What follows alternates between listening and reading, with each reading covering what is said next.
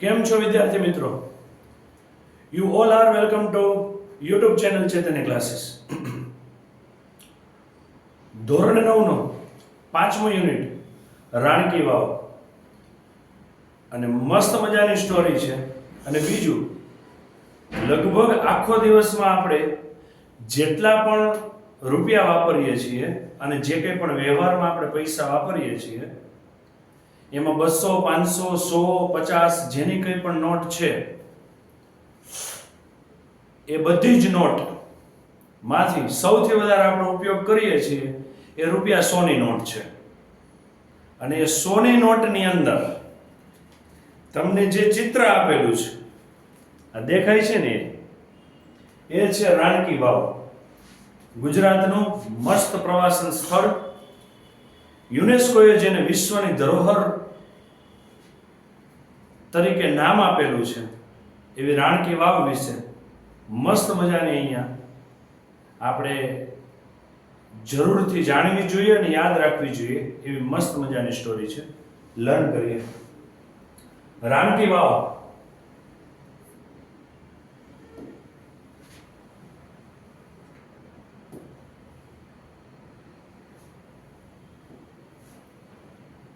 The Stepwell is an approved site on the World Heritage. વૈશ્વિક ધરોહર. વૈશ્વિક ધરોહર એટલે શું? વિશ્વમાં એવા કેટલા બધા સ્થળો છે કે જેની અંદર જેને વૈશ્વિક ધરોહર સાબિત કરેલા છે અથવા તો જેને નોમિનેટ કરેલા છે એ આપણે એકબીજા દેશ પાસેથી શીખવાની જરૂર છે એમાંથી. એમ કે એને સાચવવાનું શું કામ છે? ધરોહર એટલે સંપત્તિ, વિશ્વની સંપત્તિ એ શું કામ છે? એમાંથી કંઈક લર્ન કરવાનું છે. રાણકી વાવ રાણીએ બંધાવેલી હોવાથી એને રાણકી વાવ નામ આપેલું છે. વાવ એટલે પાણી જ્યાં સંગ્રહિત થઈ શકે એવું એક ઊંડું સ્ટ્રક્ચર. બીજું નામ છે સ્ટેપવેલ. સ્ટેપ એટલે એમાં દાદર આવેલા છે ને, દાદર વાળો કૂવો. જનરલી આપણે કૂવો ગામડે હોય એમાં દાદર હોતા નથી, પણ આમાં છે. ઇઝ એન એપ્રુવ્ડ સાઇટ એટલે મંજૂર કરેલી સ્થળ છે ઓન ધ વર્લ્ડ હેરિટેજ, વૈશ્વિક ધરોહર. વર્લ્ડ હેરિટેજ એટલે કે વૈશ્વિક ધરોહર સંપત્તિ. હવે હું વર્લ્ડ હેરિટેજ જ બોલીશ આખા પાઠની અંદર. આ તમે એક વખત સમજી લો એટલા માટે અહીંયા મેં ટ્રાન્સલેટ કરી આપ્યું. It was declared by the World Heritage Committee. આ કોણ નક્કી કરે કે કોઈ સ્થળ વર્લ્ડ હેરિટેજ છે કે નહીં? આપણું મકાન છે ગામડે ને આપણે એને વૈશ્વિક ધરોહર બનાવવું છે એમ ન બને. કંઈક એવા કામ હોવા જોઈએ આપણી આગળની પેઢીના ને આપણા કે જેનાથી આખા વિશ્વને કંઈક ફરક પડે એમ હોય તો એ વર્લ્ડ હેરિટેજ બને. કોણ નક્કી કરે છે? વર્લ્ડ હેરિટેજ ડિક્લેર કરવાનું કોણ કામ કરે છે? World Heritage committee, UNESCO. UNESCO has recognise એટલે એને મળ્યું ધીસ માસ્ટરપીસ. આ એકદમ જોરદાર માસ્ટરપીસ એટલે સર્વશ્રેષ્ઠ નમૂનો. નમૂના હોય પણ આ તો સર્વશ્રેષ્ઠ નમૂનો છે. As an exceptional example of water management. શેનું એક્ઝામ્પલ છે? Exceptional example of water management system. બીજું, આ જ્યાં કંઈ પણ આવી છે ને એ સ્થળ છે પાટણ, એટલે ગુજરાતનો ઉત્તર તરફનો ભાગ, ઉત્તર ગુજરાત. અને આ સ્થળમાં પહેલા વખતથી લઈને અત્યાર સુધી ઉનાળાનો સમય, હોળી ધૂળેટી પછીનો સમય તમે કન્સિડરેશન કરો ત્યારથી લઈને વરસાદ પડે ત્યાં સુધી અતિ તડકો પડે છે અને પાણીનો પ્રશ્ન ત્યાં બહુ મોટો છે. તો એ પાણીનો પ્રશ્ન હલ કરવા માટે આવું આ દાદરવાળું સ્ટ્રક્ચર ઊભું કરેલું છે, રાણીએ બંધાવેલું છે, જેમાં પાણી સંગ્રહિત રહે. અને એની રચના એવી કરેલી છે કે સૂર્યનો તડકો સીધો ત્યાં અંદર પાણીમાં ન પડે એટલે પાણીનું બાષ્પીભવન ન થાય, પાણી ત્યાં જળવાયેલું રહે. એટલીસ્ટ રોજિંદા જીવનમાં ઉપયોગી પાણી તો એમાંથી મળી રહે. એની માટે થઈને આ બનાવેલું છે. એટલે અહીંયા કીધું કે વોટર મેનેજમેન્ટ સિસ્ટમ છે. એક્સેપ્શનલ એક્ઝામ્પલ, અસ્વીકાર્ય હોય એવું અલગ જ પડતું કંઈક ઉદાહરણ છે પાણીનું મેનેજમેન્ટ કરવાનું, પાણીની વ્યવસ્થા સંભાળવાની, કે કેવી રીતે પાણી સંગ્રહિત કરી શકાય. It is a wonderful sample of technological development for utilizing the groundwater resource in a single structure. એન્જિનિયરિંગની અંદર તમે સિવિલ એન્જિનિયરિંગ કરશો તો એની અંદર તમારે કોઈ પણ બાંધકામની કંઈક શૈલી હોય છે. દાખલા તરીકે અમદાવાદની પોળો છે, સુરતની પોળો છે, રાંદેર વિસ્તાર સુરતનો ને એનો બધો જૂનું સુરત, જૂનું અમદાવાદ, એ બધી જગ્યાએ તમે જઈને જુઓ ને તો એના ઘરોની રચના એવી થયેલી છે કે એ સમય પ્રમાણે એવી રચના કરે તો એ બધું એની વ્યવસ્થા જળવાઈ રહી.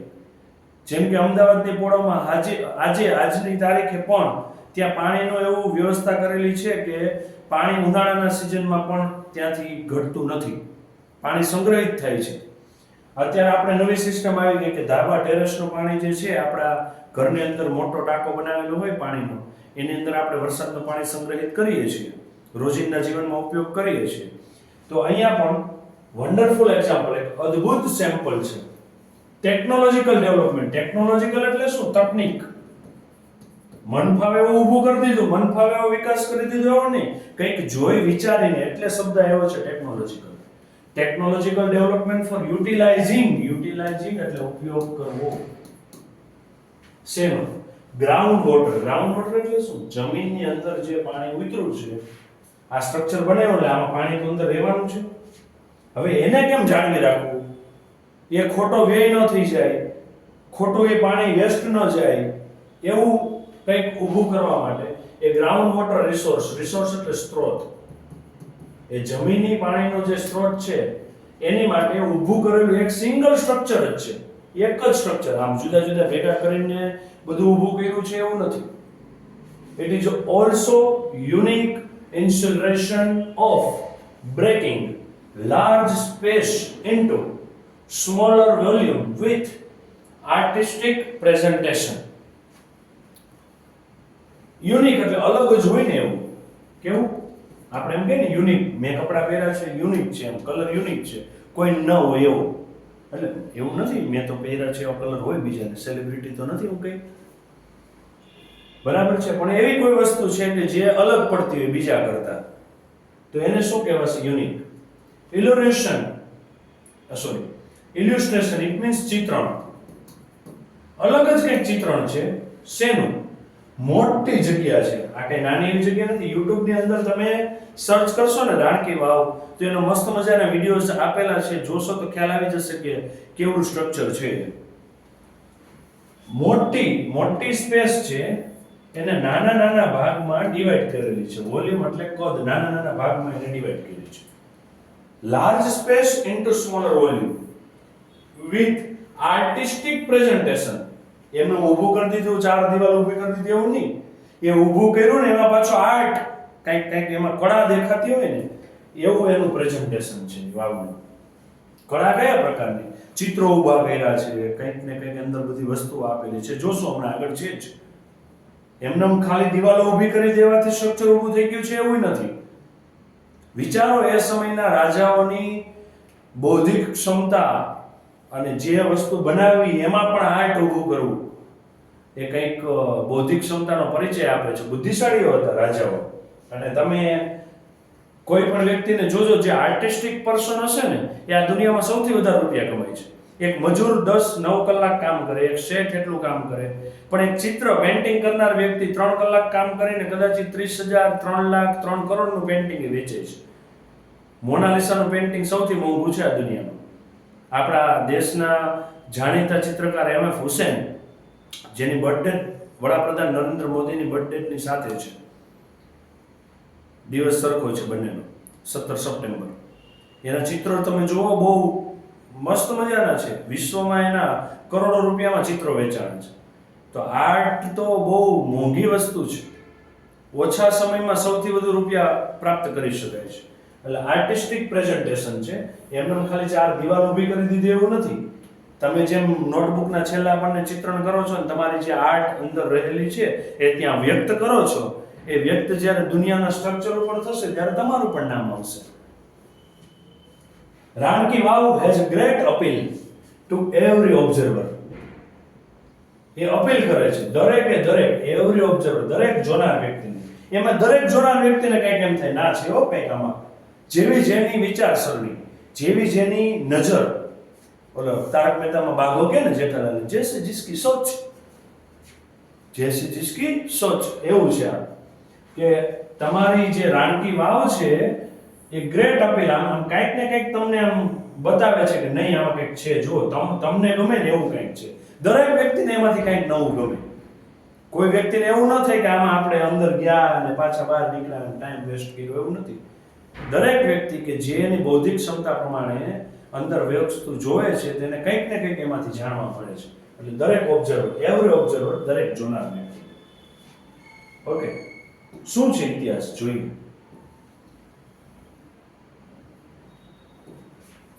અત્યાર સુધી આપણે એવું જોયું કે કોઈ એક પુરુષ સ્ત્રી માટે કંઈક ગિફ્ટ લાવે, કંઈક એની માટે મોટી વસ્તુ કંઈક કરે, તાજમહેલ બંધાવે શાહજહાં મુમતાઝ માટે. પણ સ્ત્રીઓ પુરુષો માટે કંઈક કામ કરે, સ્ત્રીઓ એના પતિ માટે કંઈક વિશ્વ એને નોંધ લે એવું સ્ટ્રક્ચર ઊભું કરે. તો એવું તો આપણે અહીં ગુજરાતમાં છે, એટલે ગુજરાતની સ્ત્રીઓ પણ બુદ્ધિશાળી છે એવું કહી શકાય. Queen Udayamati, Rani Udayamati, the widow of king Bhimdev I. Widow એટલે વિધવા.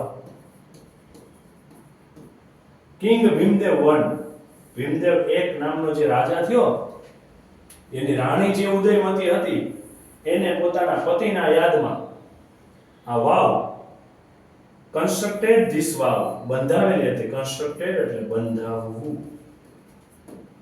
વાવ between 1022 to 1063 AD. AD it means Anno Domini, ઈસવીસન. ઓકે, ઈસવીસન 1022 થી 1063. તમે જુઓ તો ઓલમોસ્ટ 41 વર્ષ આ વાવને બાંધવામાં છે. 41 વર્ષ બાંધકામના છે. રાણકી વાવ has become one of the most popular place to visit in Gujarat. રાણકી વાવ બન્યું છે અત્યારે મોસ્ટ પોપ્યુલર, ખૂબ જ પ્રખ્યાત.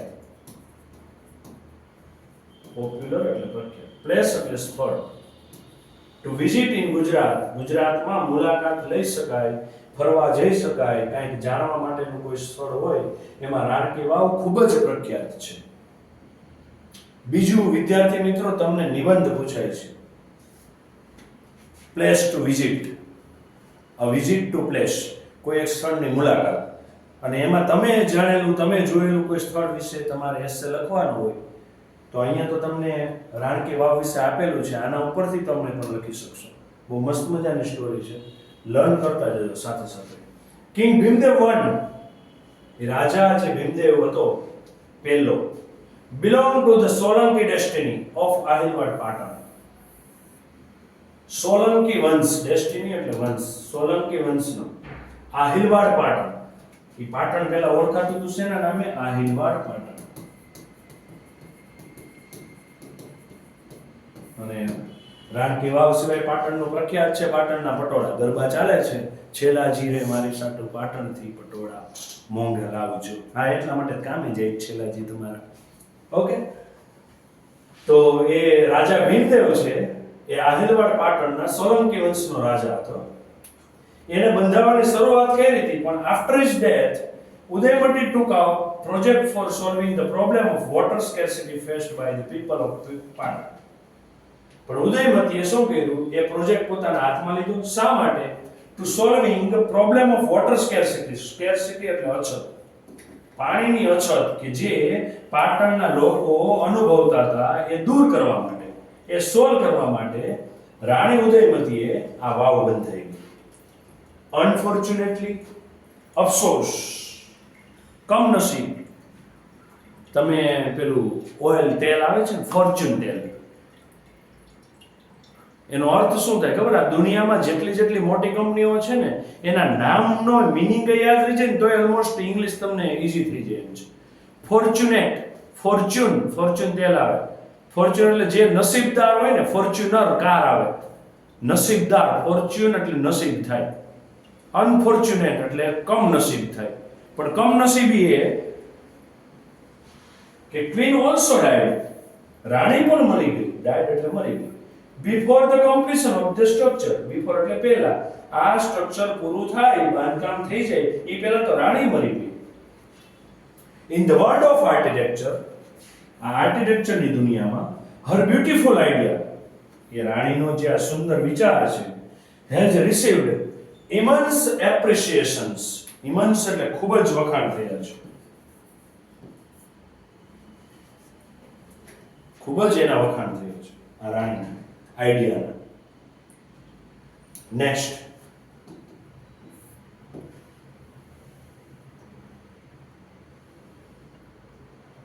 Queens stepwell or Rani ki Vav is a 7-story structure. હવે એ વાવ વિશેનું બધું છે.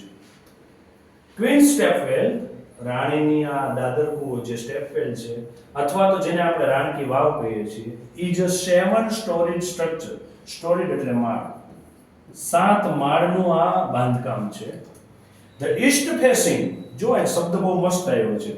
તમે 10મું ધોરણ પૂરું કરીને આર્કિટેક્ચરમાં પ્રવેશ લ્યો કે 12મા ધોરણ પછી આર્કિટેક્ચરમાં પ્રવેશ લ્યો, તો આપણી ઘરની દિશા હોય ને 4, એના ઉપરથી આપણા ઘરની દિશા નક્કી થાય છે. આપણે ઉપર હોય એને નોર્થ કહીએ છીએ, નીચે હોય એને સાઉથ કહીએ છીએ, રાઈટ હેન્ડ સાઈડ હોય એને ઈસ્ટ કહીએ છીએ, લેફ્ટ હેન્ડ સાઈડ હોય એને વેસ્ટ કહીએ છીએ. ગુજરાત વેસ્ટ ડાયરેક્શન છે, બરાબર છે. અને અહીંયા લખેલું છે ઈસ્ટ ફેસિંગ. હવે આનો અર્થ શું થાય ખબર છે? વાવમાં જ્યાંથી એન્ટર થવાનું છે, જ્યાંથી પ્રવેશ લેવાનો છે, ઈ ભાગ કેવો આપ્યો છે? આમ, એટલે ઈસ્ટ ફેસિંગ, અહીંથી તમે એન્ટ્રી લેશો. એટલે આ વાવ માટે નોર્થ ડાયરેક્શન આ ઈસ્ટ થઈ. ઓકે, એટલે અહીંયા શબ્દ આપેલો છે east facing. East facing stepwell is 64 metre long. લાંબી કેટલી છે? 64 મીટર. આ 1 મીટર થયું, આવું 64 metre. 64 metre long, 20 metre wide, 20 metre પહોળી, 27 મીટર ડીપ, 27 મીટર ઊંડી. પણ આ સ્ટ્રક્ચર છે ને આવું છે, આમ આમ ક્રોસમાં છે, સ્લાન્ટ આમ દાદરમાં હોય ને એવી રીતે. આ ભાગ ઊંડો છે, જેમ જેમ તમે દૂર જતા જાઓ ને એમ ભાગ ઊંડાઈ ઓછી થતી જાય છે. તો આવું છે, 7 માળની બિલ્ડિંગ છે, 7 માળનું સ્ટ્રક્ચર છે, 64 મીટર લાંબુ, 20 મીટર પહોળું અને 27 મીટર ઊંડું. ઈચ સ્કલ્પચર, દરેકે દરેક મૂર્તિ, અંદર ઘણી બધી મૂર્તિઓ છે. પેસેજ એટલે આપણે જ્યાં ચાલવાની જગ્યા હોય, pillar, pavilion. In this મેગ્નિફિસન્ટ structure, આ મેગ્નિફિસન્ટ એટલે ખૂબ જ મોટું. એન્ચાન્ટિંગ કાર્વિંગ્સ. એન્ચાન્ટિંગ નો અર્થ શું થશે? એન્ચાન્ટિંગ કાર્વિંગ્સ. આ જે કાર્વિંગ્સ છે, એની કળા, એના જે વળાંકો છે, એ આપણને મોહિત કરી દે એવા છે, આકર્ષે એવા છે,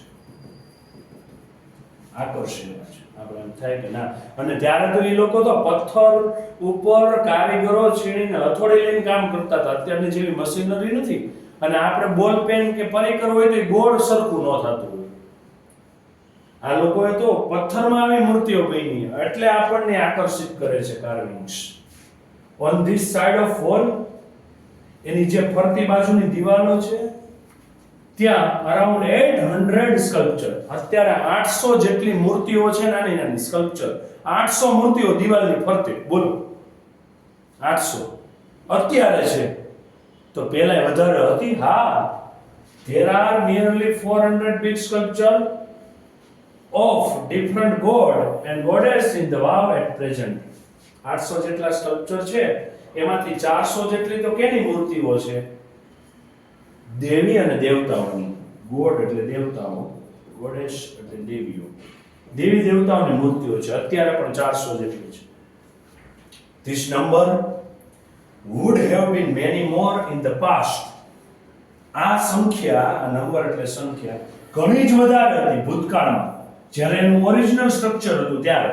ઓરિજિનલ સ્ટ્રક્ચર હતું એટલે તો આનું કઈ બીજું સ્ટ્રક્ચર બનાવ્યું છે? ના, એનો પણ ઇતિહાસ છે આગળ. પાણીમાં ડૂબી ગઈ હતી, પછી એને ઉત્ખનન કરીને મેળવેલી છે, અને પછી વૈશ્વિક ધરોહર થઈ ગયા પછી થોડું રિનોવેટ પણ કરેલું છે. તો આ ઓરિજિનલ સ્ટ્રક્ચર જ્યારે હતું ત્યારે ભૂતકાળમાં આ સંખ્યા ઘણી વધારે હતી. Each storey has a narrow corridor for the visitors. દરેક માળ ઉપર સાંકડી ગલીઓ છે. નેરો કોરિડોર, સાંકડી ગલીઓ છે. ફોર ધ વિઝિટર્સ એટલે કે મુલાકાતીઓ માટે સાંકડી ગલીઓ છે. શું કામ આવું આપ્યું હશે? જ્યાં રસ્તો સાંકડો હોય ત્યાં તમારે ધીમે જ ચાલવું પડે. જોજો, જ્યાં રસ્તો પહોળો હોય સીધી રીતે નીકળી જાવ. તમારા ઘરનો દાદર છે, એ દાદરમાંથી સ્કૂલ છૂટે તો નીકળી શકે ઝડપથી? આખી સ્કૂલ છૂટે નીકળી શકે? નો નીકળી શકે ને. તો તમારે ધીમું જ પડવું પડે ને દાદરમાં. અહીંયા જાણી જોઈને દરેક માળ ઉપર જે ચાલવાનો કોરિડોર છે, જોવા માટેનો જે કોરિડોર છે, એ કોરિડોર જાતે કરીને આમાં એકદમ કન્જેસ્ટેડ રાખ્યો છે, એકદમ સાંકડો રાખ્યો. શું કામ? માણસ ત્યાં ધીમો ચાલે તો સીધી વસ્તુ છે, આજુબાજુ જોવાનું છે. પહેલાના સમયમાં જેટલા આપણા વડવાઓ હતા એ એક ગામથી બીજા ગામ જવાનું થતું તો ચાલીને જતા. પછી ગાડા આવ્યા, બળદગાડા, તો એની સ્પીડ વધી, એમાંથી સાયકલ આવી, એની સ્પીડ વધી, એમાંથી બાઇક આવી, એની સ્પીડ વધી. હવે હેલિકોપ્ટર ને એરોપ્લેન આવી ગયા, એની સ્પીડ વધી. તો તમે જેમાં ટ્રાવેલિંગ ઝડપી કરો છો ત્યાં જોજો વસ્તુ ખબર નથી રહેતી. તમારી સોસાયટીમાંથી તમે ચાલીને બહાર નીકળો, રોડ સુધી જાઓ, નાકા સુધી જાઓ, ચાલીને જાઓ તો આજુબાજુની વસ્તુ તમને દેખાય. બાઇક લઈને નીકળી જાઓ ફટાફટ તો ખાલી આમ નજર જાય. એરોપ્લેનમાં નીકળી ગયો દેખાય નહીં કાંઈ. એટલે પહેલાના સમયમાં વડવાઓને બધી વસ્તુની ખબર બહુ હતી. રસ્તે ચાલ્યા છે, જુદા જુદા વૃક્ષો આવે ખબર પડે, હા આ વૃક્ષ આવું છે, એમાં આ પ્રકારનું ફૂલ આવ્યું છે, એમાં આ પ્રકારનું ફળ આવ્યું છે, આ ખાય તો ખરા, ચાખે ખરા, કેવું લાગે છે. હવે તો આપણે રસ્તા ઉપરથી ફટાક દઈને નીકળી જવું છે. બહુ વિચારીને આ સ્ટ્રક્ચર બનાવેલું છે. એટલું નેરો સ્ટ્રક્ચર છે, નેરો કોરિડોર છે, ગલીઓ, કે જેથી મુલાકાતીઓ એપ્રિશિએટ કરે, વખાણ કરે. શેના? એ બ્યુટી ઓફ સ્કલ્પચર, એ સુંદરતાના, એ મૂર્તિઓના. અને બીજું carving engraved on the wall. Carving એટલે કોતરણી, એન્ગ્રેવ્ડ એટલે કોતરેલું છે. જ્યાં વળાંક, કાર્વિંગ એટલે વળાંકો, જ્યાં વળાંકો કોતરેલા છે દિવાલ પરના, એ જોવે, એ વખાણે, થોડી વાર અહીંયા ઊભા રહીને આમાં નિરખે તો ખબર પડે કે ના, કોકે મહેનત કરી છે, આમાં કંઈક છે. આપણા ભારતીય પોશાકો જોવે ને, ડિઝાઇનો કેવી જુદી જુદી છે. જામનગરની બાંધણી હોય તો એમાં મોર, પોપટ ને બધું મસ્ત મસ્ત ચિતરેલું હોય. કલર જુઓ, વેરિએશન આપણી પાસે છે. વિદેશ પાસે તો એક બ્લેક કલર છે ને એક વ્હાઇટ કલર છે. એની પાસે આપણા જેવા રંગબેરંગી કલરો બહુ ઓછા છે. આપણે નવરાત્રીમાં કુર્તા પહેર્યા હોય, આખી સોસાયટી ગરબા લેતી હોય, એ 200 કુર્તા જુદા જુદા હોય. એ તો સારું છે, એમાં પેલી સિરીઝ ફિટ નથી કરતા, નહીં તો ઝગમગારા મારે. પ્રાચીન ભારતથી લઈને અત્યારનો ભારત તમે જુઓ તો અહીંયા રંગોની વિવિધતા છે. આપણા રસોડાની અંદર બરણીઓમાં મૂકેલા મરી મસાલાના રંગ જો, હળદરનો રંગ પીળો. હવે તમે જે ડ્રોઈંગ બુકમાં પીળો રંગ કરો છો એ જુદો છે, હળદરનો પીળો રંગ એ જુદો છે.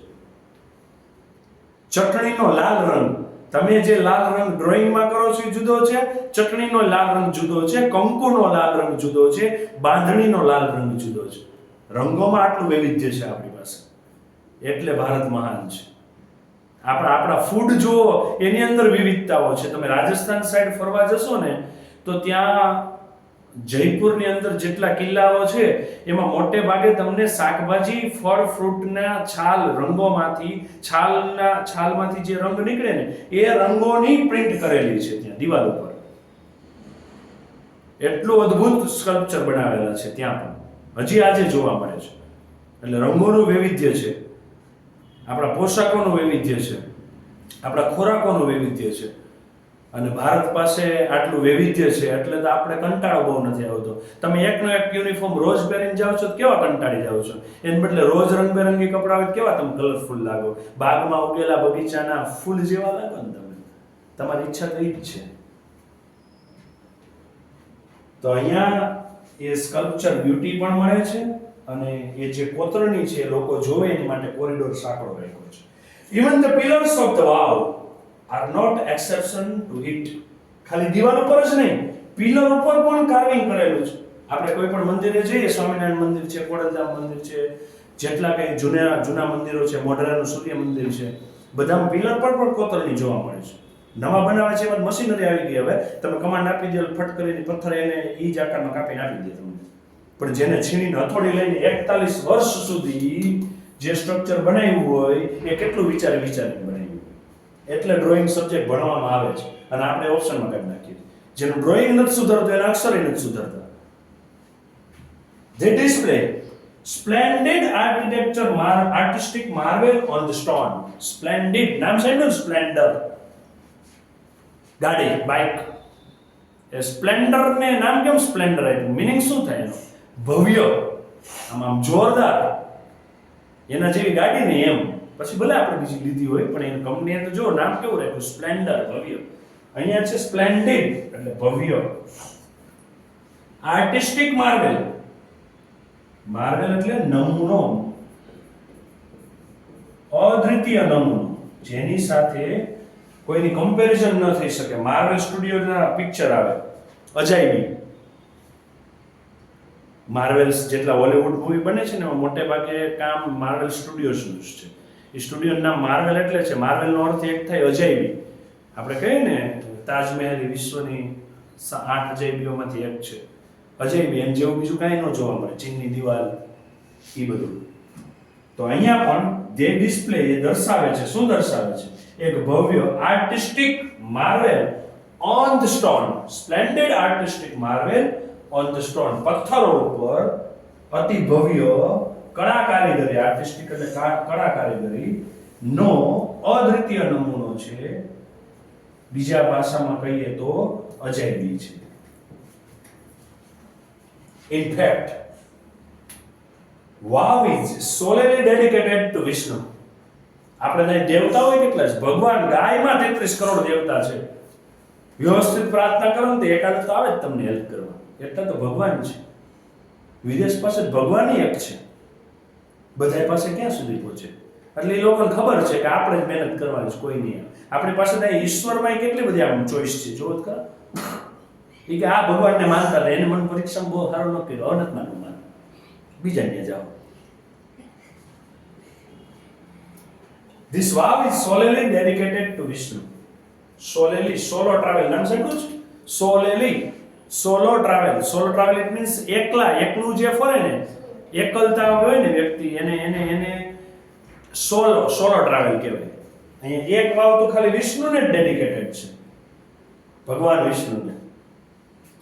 One can find Vishnu in different shape and posture. જેમાં આપણને જોવા મળે છે વિષ્ણુના જુદા જુદા શેપ, આકારો, અને પોઝર એટલે મુદ્રા. પોઝર નો અર્થ તમને પહેલામાં સમજાઈ જશે. તમે જે પોઝ આપો ને ફોટા પડાવવા, હા એમ કરીએ, આઉટ કરીએ. હમણાં તો પેલું એવું છે તો એમાં વળી ફોટા બનાવીએ. મોઢું તો વ્યવસ્થિત પાછું લાગતું ન હોય આપણું એક એંગલથી. તો અહીંયા એ પોઝ ઇટ મીન્સ પોઝર, મુદ્રા. એના આકારો અને મુદ્રા વિષ્ણુના ત્યાં જોવા મળે છે. અલગ અલગ આકારો છે ભગવાનના પણ, એના અલગ અલગ મુદ્રાઓ છે. ક્યારેક આમ આશીર્વાદ આપે છે, ક્યારેક હસતા હોય છે, ક્યારેક આમ યુદ્ધમાં હોય એવું મોઢું હોય છે. જોઈએ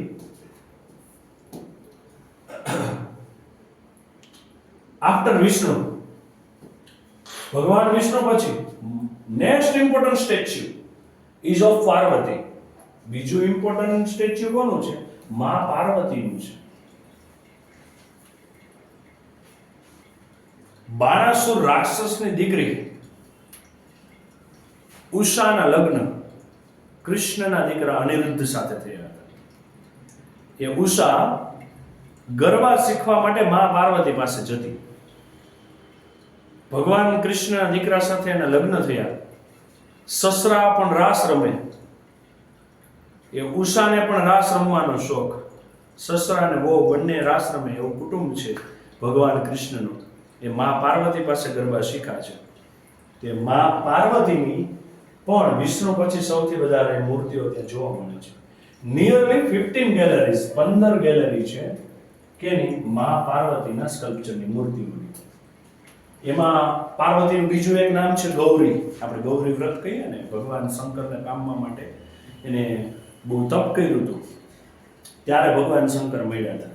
અને એ ભભૂત ચોડેલા, સાપ વીંટાળેલા, એટલે એને એવું જોયું હતું કે જેનામાં બૌદ્ધિક ક્ષમતા બહુ સારી હોય, નોલેજેબલ પર્સન હોય એને પરિણતા. રૂપ જોઈને નહોતા ગયા. આપણે રૂપ જોઈને જાય છે ને પછી પ્રોબ્લેમ થાય છે. 12 statues of goddess Gauri together at the same place. 12 મૂર્તિઓ તો એવી એક જ જગ્યાએ જોવા મળે છે કે જે ભાગ્યે જ ક્યાંક બીજી જગ્યાએ જોવા મળે. રેરલી એટલે ભાગ્યે જ ફાઉન્ડ મળે છે, જોવા મળે છે. એનીવેર એટલે ક્યાંય પણ. 12 મૂર્તિ ભગવાન પાર્વતીની, માં પાર્વતીની 12 મૂર્તિઓ હોય એના 12 સ્વરૂપો છે. એવું તો ભાગ્યે જ ક્યાંક જોવા મળે છે. એવું એક જ સ્થળ બીજું છે, મોઢેરાનું સૂર્ય મંદિર. Sun of temple Modhera as it. મોઢેરાના સૂર્ય મંદિરમાં એક જોવા મળે છે. અહીંયા પેલી ઇમેજ થોડી મોટી થઈ ગઈ. જો કાર્વિંગ તમે જો, તમારા બુકમાં આપેલું છે ને, સાથે લઈને બેઠા છે ને ત્યાં ફોટો જોજો. આ બધું શ્રેણી હથોડીથી કોતરીને આવું બનાવ્યું છે. અને આપણે એક આંખ સીધી ન થઈ. This wow has also all 12 statues of Gauri. આ વાવમાં એ ગૌરીના 12 સ્ટેચ્યુ છે. નામ શું છે? ઉમા, પાર્વતી, ગૌરી, લલિતા, શ્રિયા, કૃષ્ણા, મહેશ્વરી, રંભા, સાવિત્રી, ત્રિશંદા, તોતલ અને ત્રિપુરા. આ 12 એના 12 સ્વરૂપો છે. કયા કયા? ઉમા, પાર્વતી, ગૌરી, લલિતા, શ્રિયા, કૃષ્ણા, મહેશ્વરી, રંભા, સાવિત્રી, ત્રિશંદા, તોતલ અને Tripura. Besides, there are many statues of God and goddess such as, અને બીજી બાજુ બીજા પણ દેવી દેવતાઓના, ખાલી અહીંયા વિષ્ણુ અને પાર્વતીના જ બધા છે, વિષ્ણુ અને ગૌરીના જ છે એવું નથી હો. બીજા ભગવાનના પણ છે. કયા કયા? ગણેશા, અગ્નિ, વાયુ, સૂર્ય, ભૈરવ, ચામુંડા, બ્રહ્મા, ઇન્દ્ર, ઇન્દ્રાણી, વૈષ્ણવી, વરાહી, મહાલક્ષ્મી અને કુબેર. કુબેર તો ધનના દેવતા કહેવાય છે. એના ભગવાનના બધા પૈસા ભગવાન કુબેર કરે. એટલે એમ કે કુબેરપતિ થવા આપણને કોઈક આશીર્વાદ આપે ને ત્યારે. કયા કયા ભગવાન બીજા જોવા મળે છે? ગણેશ, અગ્નિ, અગ્નિને પણ ભગવાનનું સ્વરૂપ આપ્યું છે. વાયુને ભગવાનનું સ્વરૂપ આપ્યું છે. અને નવરાત્રિનો આપણો હવન થાય, નવચંડી યજ્ઞ થાય, એમાં બધા દેવી દેવતાઓને આપણે સ્થાપન કરીએ છીએ. એટલે બહુ ભારતીય સંસ્કૃતિ, ભારતીય તહેવારો બહુ ડીપલી છે. કોઈ એક ધર્મ પ્રત્યે જ આપણે માન્યતા રાખવી એના કરતાં વસ્તુ એ સારી છે કે આપણે બધા જ ધર્મ વિશેનું કંઈક ને કંઈક જાણીએ. ભૈરવ, ચામુંડા, બ્રહ્મા, ઇન્દ્ર, ઇન્દ્રાણી, વૈષ્ણવી, વરાહી, મહાલક્ષ્મી અને કુબેર. આટલા ભગવાન બીજા પણ ત્યાં છે. પાછા ત્યાં અલગ અલગ વસ્તુ જોવા મળે છે. કેવું કેવું આમ ભગવાનને કંઈક નવું કરાવે જોઈએ. There are also some of the rare sculpture of God. ભાગ્યે જ જોવા મળતા હોય એવા ભગવાનના બીજા પણ મૂર્તિઓ છે. કેવા ટાઈપની? જેમ કે here one can find the statue of Lord Buddha. ભગવાન બુદ્ધની મૂર્તિ કેવી છે? with 4 hands. જનરલી જોવા જઈએ તો ભગવાન બુદ્ધને 2 હાથવાળી જ મૂર્તિઓ જોવા મળે, ગમે ત્યાં જોઈએ. અહીંયા જે મૂર્તિ છે એમાં ભગવાન બુદ્ધને 4 હાથ છે. Statue of Ram with sword and shield. રામના હાથમાં શું હોય? જનરલી આપણે જોઈએ તીર, બાણ હોય ને. અહીંયા શું છે? ભગવાન રામના હાથમાં સ્વોર્ડ, તલવાર અને શિલ્ડ, ઢાલ છે. તલવાર અને શું છે? ઢાલ. ભગવાન રામની આવી મૂર્તિ છે. The statue of sun, જે સૂર્યની મૂર્તિ છે, in the form of Tapasvi. એક ઋષિ હોય ને, તપસ્વી ઋષિ એવા લાગે છે ત્યાં ભગવાન સૂર્ય. The statue of Shiva, ભગવાન શિવ with beads in his hand. Generally ભગવાન શિવના હાથમાં તો ડમરું હોય, ત્રિશૂલ હોય, પણ અહીંયા ભગવાન શિવના હાથમાં માળા છે. એવી મૂર્તિ છે. Statue of Parsuram with soft and gentle expression. ભગવાન પરશુરામની મૂર્તિ તો અહીંયા બહુ આમ નાજુક દેખાય છે, સોફ્ટ દેખાય છે, જેન્ટલ એક્સપ્રેશન. આમાં કંઈક આમ ઠરીઠામ થઈ ગયેલી વ્યક્તિ હોય ને એના જેવી, આમ ચહેરા ઉપર બહુ ગંભીરતા ન હોય, ગુસ્સો ન હોય એવી. અને ભગવાન પરશુરામની તો છાપ એવી છે કે બહુ ગુસ્સાવાળા, ખડગ લઈને આવ્યા હતા. ભગવાન રામે પેલું ધનુષ ઉપાડ્યું સીતાજીને પરણવા માટે ગયા ત્યારે, એ પરશુરામે એને આપ્યું હતું. સીતા એને ઘોડો બનાવીને રમતા હતા. અને રાજા જનકે શરત મૂકી હતી કે જે આ ધનુષ ઉઠાવશે, પણસ ચડાવશે અને વચ્ચેથી તોડશે, એને મારી દીકરી વરસે. રાવણ ખુદ આવ્યો હતો. ઘણા બધા દેશ વિદેશથી રાજાઓ આવ્યા હતા. સર્વશ્રેષ્ઠ રાજાઓ ઉપાડી જ ન શક્યા. અને અંતે રામ ઊભા થાય છે, પણસ ચડાવે છે, વચ્ચેથી તોડી નાખે છે. અને આવ્યા પરશુરામ. કોને તોડ્યું કોને, બસ બીજી કોઈ વાત નહીં.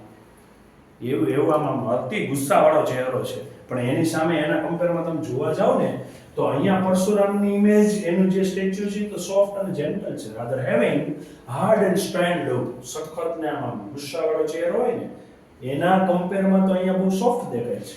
Some of the sculpture display contemporary lifestyle, folk talks, animals and human instinct, etc.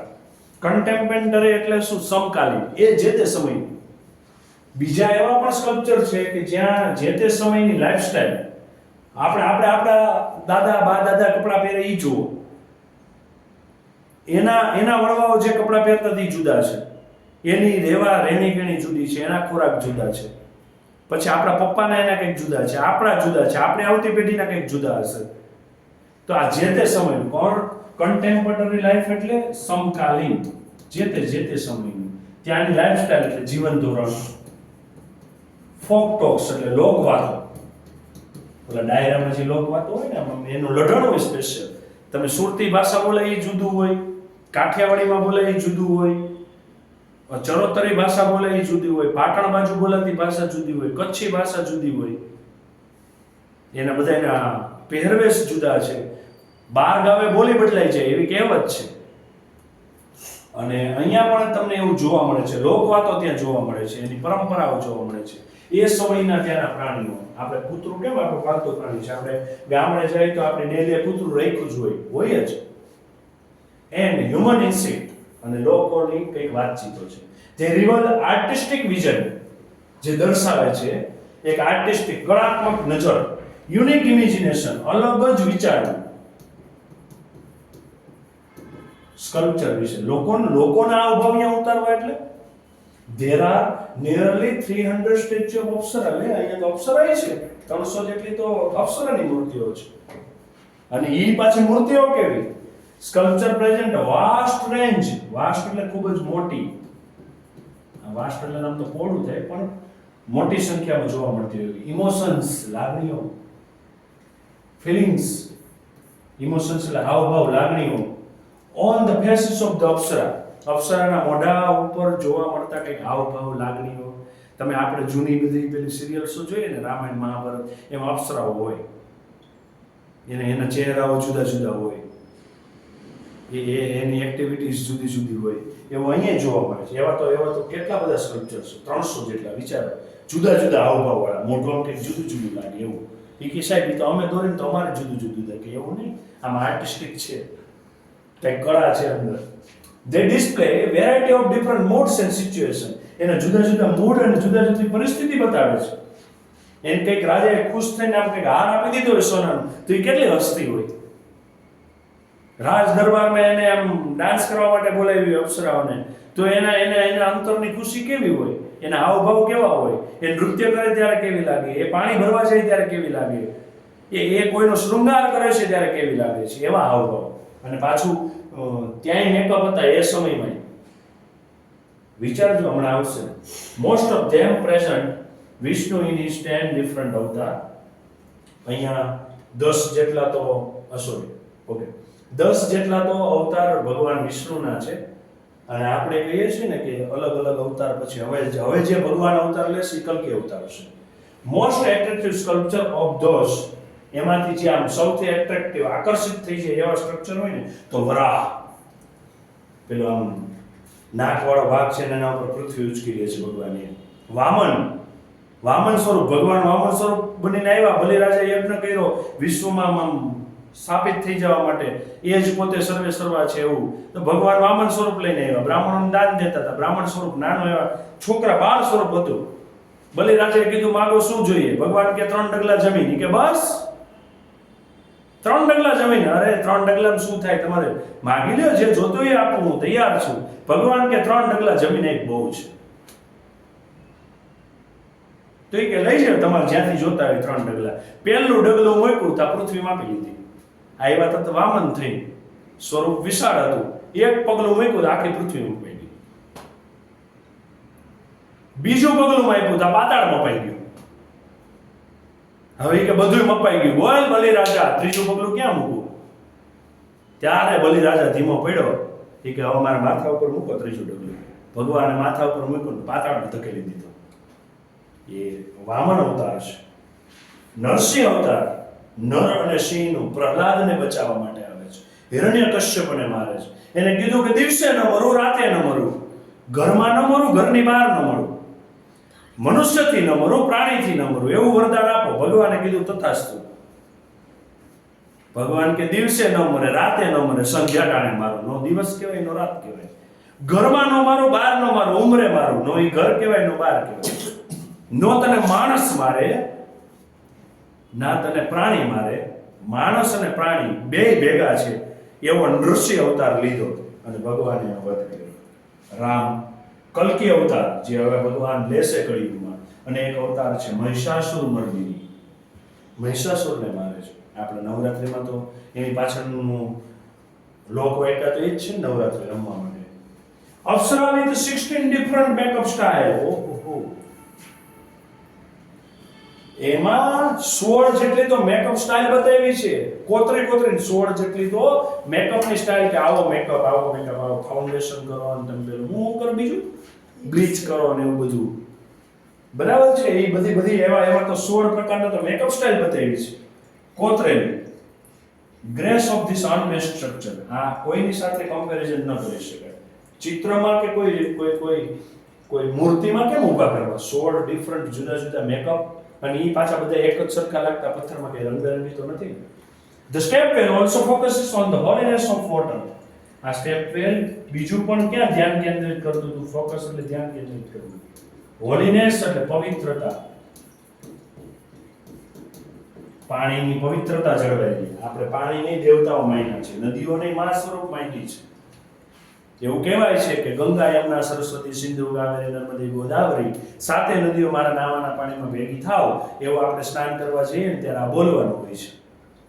ગંગામાં સ્નાન કરવાથી જે પુણ્ય મળે એટલું જ પુણ્ય યમુનાનું પાન કરવાથી. એટલે ગંગામાં નાવ, એના બદલે જો તમે યમુનાના જળનું આચમન કરો તો એટલું પુણ્ય મળે. ગંગામાં સ્નાન કરવાથી, યમુનાનું પાન કરવાથી, નર્મદાનું ધ્યાન ધરવાથી જે ગંગામાં નાવને પુણ્ય મળે, એના બદલે તમે યમુનાનું પાન કરો, પાણી પી જાઓ, ઘૂંટડો આમ આચમન કરો, તોય એટલું પુણ્ય મળે. એ બે નથી થતું તો નર્મદાનું ધ્યાન ધરો. નાવાનું નથી, પાણી પીવાનું નથી. નર્મદે નર્મદે નર્મદે, માં નર્મદા, એવું તમે ધ્યાન ધરો તોય એટલું પુણ્ય મળે. અને 9 એક કીધું કે ગંગાનું સ્નાન કરવાથી, યમુનાનું પાન કરવાથી, નર્મદાનું ધ્યાન ધરવાથી જે પુણ્ય મળે છે એ માત્ર તાપી નામ સ્મરણથી મળે છે. એટલે તાપી એવું ખાલી શબ્દ નામ બોલો ને તો હું અત્યારે તાપી એટલું નામ બોલ્યો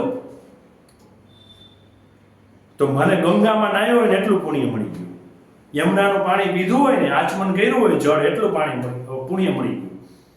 નર્મદાનું ધ્યાન ધર્યું હોય એટલું પુણ્ય મળી ગયું. એટલો તાપી ના નામનો મહિમા છે. અને એ તાપી આપણા ગુજરાત સુરતમાં વહે છે. હું તો સુરતમાં રોજ નહીં છે. અમે તો પાણીની પવિત્રતા, great significance of Indian culture, અને ભારતીય સંસ્કૃતિ પણ ત્યાં દર્શાવી છે, સિગ્નિફિકન્ટ કરી છે, દર્શાવી છે. ઓકે, ધ વાવ ઇઝ ધ મોસ્ટ ડેવલપ. હવે ખબર પડી ને કે આ વાવ કેમ આટલી બધી પ્રખ્યાત છે, શું કામ એને વિશ્વની ધરોહર સાબિત કરી છે. વાવ ઇઝ ધ મોસ્ટ ડેવલપ, ખૂબ જ વિકસિત થયેલી, એલોબરેટ થયેલી, એટલે એને આમ લંબાવેલી, ઓર્નામેન્ટેડ, ઓર્નામેન્ટ્સ એટલે ઘરેણા થાય, એટલે અહીંયા ઓર્નામેન્ટેડ એટલે શણગારેલી. Example of submerged architecture. Submerge એટલે ડૂબેલું, આર્કિટેક્ચર એટલે એક નમૂનો છે, એક એટલી સરસ વ્યવસ્થા છે કે જે બહુ મોસ્ટ ડેવલપ છે, એલોબરેટ છે ને ઓર્નામેન્ટેડ છે. Science to the glory of development of stepwell in India. અને આ જ દર્શાવે છે, સાયન્સ એટલે દર્શાવે છે glory of development of stepwell in India. અને આ એક જગ્યાએ નહીં, આવી તો ઘણી જગ્યાએ વાવ આવેલી છે. રાજસ્થાનમાં પાણીનો પ્રશ્ન છે, ત્યાં મોટે ભાગે આપણે સ્ટ્રક્ચર જે પાણીના જોવા મળે છે વાવના સ્વરૂપમાં છે. કૂવો અને વાવ બે જુદું છે, મેં પહેલાં સમજાવ્યું તમને, જેમાં તમારે દાદરા ઉતરીને જવાય. અને આ સ્ટેપવેલ જ્યાં બનાવેલી છે ને ત્યાં તો બધું મસ્ત જગ્યાઓ આપેલી છે. આ રાણકી વાવ છે, એવી અડાલજની વાવ છે ગાંધીનગરની બાજુમાં, જ્યાં આપણે 2023નો વન ડે વર્લ્ડ કપ રમાણો ત્યારે રોહિત શર્મા અને પેટ ક્યુમિન્સ વર્લ્ડ કપની ટ્રોફી સાથે ત્યાં ફોટો સેશન કરવા માટે ગયા. પાણી ભરીને સ્ત્રીઓ પહેલાના સમયમાં પાણી ઘરે નહોતું આવતું. બીજું, ઘરની સ્ત્રીઓને બહાર નીકળવાની છૂટ નહોતી, પાણી ભરવા જવાય એટલી જ છૂટ. એટલે પેલી સાસુની કાંઈક વાત કેવી છે તો અત્યારની જેમ કે વોટ્સઅપ કે પેલી કઈ તમારી પેલી કિટ્ટી પાર્ટી, હા કિટ્ટી પાર્ટીમાં કેમ વાતો કરે બધાય એકબીજાને ઉડાવે, એવું કાંઈ વ્યવસ્થા ત્યારે નહોતી. ફોન કરીને કે મમ્મીને કહેવાતું નહોતું, એક વખત સાસરે ગયા પછી પપ્પાને ઘરે આવવાતું નહોતું. કેવી માથાકૂટ. અને તમને આટલું સરસ જીવન મળ્યું છે, ભણી લ્યો થોડુંક. હવે તો તમને ઘરે સોફાઈ મળે એમ છે, એસી મળે એમ છે, કાર મળે એમ છે, રોબોટ્સ આવી ગયા છે કચરા પોતા કરવાના. હવે તમારે ખાલી રસોઈ બનાવવાની છે, એમાંય ઘર બહુ સારું હશે એ તમને મળે એમ છે. ખાલી તમારે ઘરે આરામ કરવાનો છે. થોડુંક ભણી જાઓ દીકરીઓ.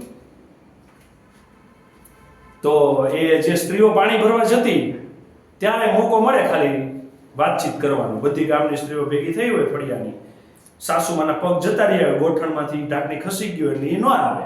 એટલે બધી યુવાન સ્ત્રી હોય એકબીજાની સાસુની વાત કરે. હવે નીચે વાવમાં ઉતરીને પાણી ભરીને એ બધું ચડાવવું ઉપર થાકી જાય ને, એટલે વચ્ચે થોડીક વાર બેસતા જાય. ત્યાં પેલી અડાલજની વાવ છે ને ત્યાં એવી વ્યવસ્થા કરેલી છે, તમે બેસી શકો. ત્યાં બેસીને પછી વાતચીત થાય, લોકગીતો ગવાય. આપણે પેલું હેલારો મૂવીમાં ખબર છે પેલી પાણી ભરવા સ્ત્રીઓ જાય છે ત્યાં પેલું ઢોલી હોય છે ને કે એને એમ કહે છે કે વગાડ તું ઢોલ વગાડ. અમારા તો ગામમાં નવરાત્રી થાય છે ત્યાં પુરુષોને જ રમવાનો હક છે, સ્ત્રીઓનો તો છે નહીં. એટલે તું અહીંયા ઢોલ વગાડ, અહીંયા કોઈ જોવા વાળું નથી. એટલે અમે બે ઘડી રમી તો લઈ, અમારા પગમાં કંઈક એનર્જી તો આવે. એવું આપણે જોયું હેલારો મૂવીની અંદર. તો અહીંયા કંઈક વાતચીતો થતી, કંઈક લોકગીતો ગવાતા, કંઈક નવી વાર્તાઓ ઘડાતી, સુખ દુઃખની વાતો થતી. એટલે ઇન્ડિયન કલ્ચર ત્યાં ડેવલપ થયેલું છે. એટલે આવી બધી વાવ ઘણી જગ્યાએ ઇન્ડિયામાં જોવા મળે છે, ગ્લોરી દેખાડે છે. This vav is a large and complex type of stepwell. ખૂબ જ મોટી અને અઘરું. કોમ્પ્લેક્સ એટલે અઘરી. It has ornamented panel structure. આમ શણગારેલી પેનલો ન હોય એક દિવાલો, એવું સ્ટ્રક્ચર છે. It lay buried under the mud due to flood first. જ્યારે પહેલું પૂર આવ્યું ત્યારે એ ડૂબી ગઈ હતી કાદવમાં. મડ એટલે કાદવમાં. પછી ડૂબી જ ગઈ. પછી નજીક કૂવો હતો, ત્યાંથી લોકો પાણી ભરતા, કોઈ ખબર હતી નહીં કે અહીંયા વાવ છે. પછી તો ઉત્ખનન થયું ધીમે ધીમે, પછી ખબર પડી આની અંદર તો આવડી મોટી વાવ છે. પછી એને ચોખી ગઈ. નકર તો પેલો સરસ્વતી નદીનું પાણી આવ્યું ને ત્યાં તો એ ડૂબી ગઈ હતી. વાવ આખી ડૂબી ગઈ અને અંદર બધો કાદવ ભરાઈ ગયો એટલે દેખાય નથી. પાણી જ ખાલી ભરાણું હોય તો ચલો, એ તો બાષ્પીભવન થઈ જાય, પછી પાછું ખુલે તો ખબર પડી જાય. And then vanishing of the river Saraswati. અને એ સરસ્વતી નદીનું જે પાણી છે એની અંદર એ ડૂબી ગયું. It was hidden under the layers of silt almost 7th century. કેટલા 700 વર્ષ સુધી સિલ્ટ એટલે કે કાપમાં ડૂબેલી રહી. 700 વર્ષ સુધી ડૂબેલી રહી પૂર આવ્યા પછી. ત્યાં સુધી કોઈને ખબર ન પડી કે અહીંયા વાવ છે. સમજો કે અત્યારે આપણે જ્યાં રહીએ છીએ ત્યાં જમીનની જે માટીગારો છે એ ઉત્ખનન કરી ત્યાંથી આખું નગર નીકળે. હડપ્પા અને ધોળાવીરા સંસ્કૃતિ તો એ જ છે ને, આખા નગરો નીકળ્યા છે. The Archaeological Survey of India took great care to preserve એટલે આનું સંભાળ રાખવું. The structure. ભારતની એક સંસ્થા છે આર્કિયોલોજીકલ સર્વે ઓફ ઇન્ડિયા, જે આ બધા આવા સ્ટ્રક્ચરો હોય ને એનો સર્વે કરે, એનું સંશોધન કરે, એની જાળવણી કરે.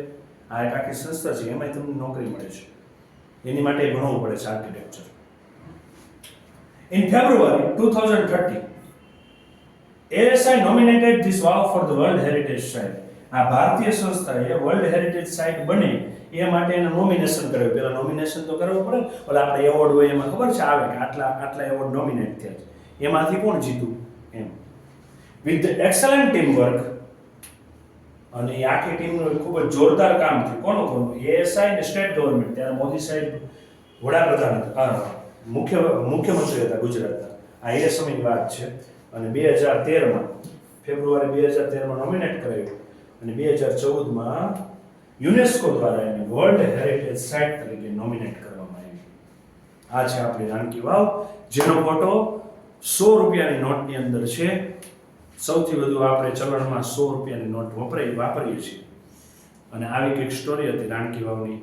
વિઝિટ ટુ પ્લેસ એવો નિબંધ પૂછાય તો એમાં પણ લખી શકો એમ છો. અને ક્યારેક એસેમ્બલી, સ્કૂલની એસેમ્બલીની અંદર તમારે કંઈક કેવું છે બાળકોને, કોઈ વિદ્યાર્થીઓ સાથે શેર કરવું છે, તો એની અંદર પણ તમે આ વિશે વાત કરી શકો એમ છો. મસ્ત મજાનો પાઠ હતો, તૈયારી કરજો જોરદાર, જબરજસ્ત. અને મળીએ નવા વિડીયોમાં, નવા લેક્ચર સાથે. Tata, bye bye. બસ બસ.